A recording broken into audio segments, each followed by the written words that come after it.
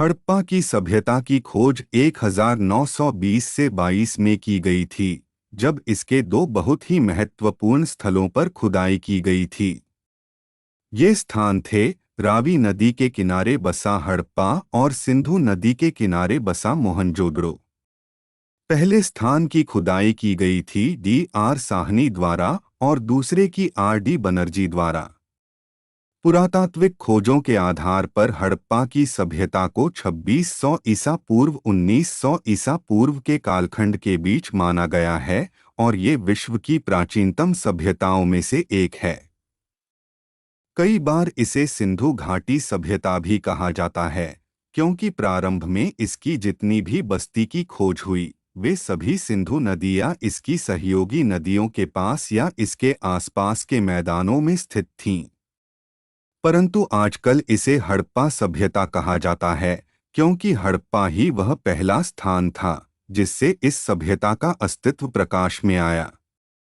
इसके अतिरिक्त हाल ही के पुरातात्विक अन्वेषणों से ये संकेत मिलता है कि इस सभ्यता का विस्तार सिंधु नदी के परे के सदर विस्तार तक फैला हुआ था। इसीलिए ये बेहतर है कि इस सभ्यता को हम हड़प्पा सभ्यता के नाम से ही पुकारें।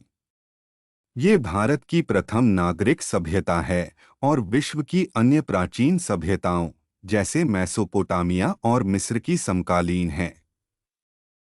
हड़प्पाकालीन लोगों के जीवन और सभ्यता के संबंध में हमारी जानकारी सिर्फ पुरातात्विक खुदाइयों पर ही आधारित है, क्योंकि उस काल की लिपि को अभी तक पढ़ा नहीं जा सका है। हड़प्पा सभ्यता का उद्भव अचानक नहीं हुआ। इसका विकास धीरे धीरे नवपाषाण युग की ग्रामीण सभ्यता से हुआ। ऐसा विश्वास किया जाता है कि सिंधु नदी के उपजाऊ मैदानी क्षेत्र से अधिकतम उपज लेने के लिए बेहतर तकनीकों के उपयोग के परिणामस्वरूप प्राचीन भारत कृषि उत्पादन में वृद्धि हुई होगी।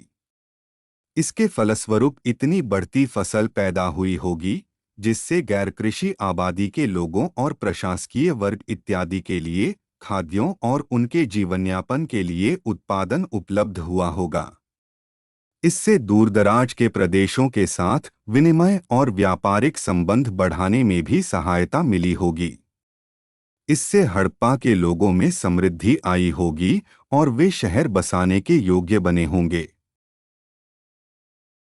2000 ईसा पूर्व के आसपास इस उपमहाद्वीप के विभिन्न भागों में अनेक प्रादेशिक सभ्यताओं का विकास हुआ और ये भी पत्थर और तांबे के औजारों के उपयोग पर ही आधारित थीं।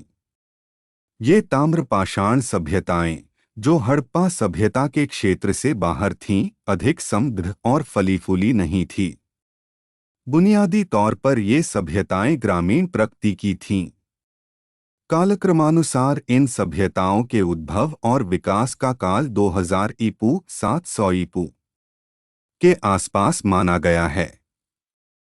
ये सभ्यताएं पश्चिमी और मध्य भारत में मिलीं और इन्हें गैर हड़प्पा ताम्रपाषाण चालकोलिथिक सभ्यता के रूप में उल्लिखित किया गया है।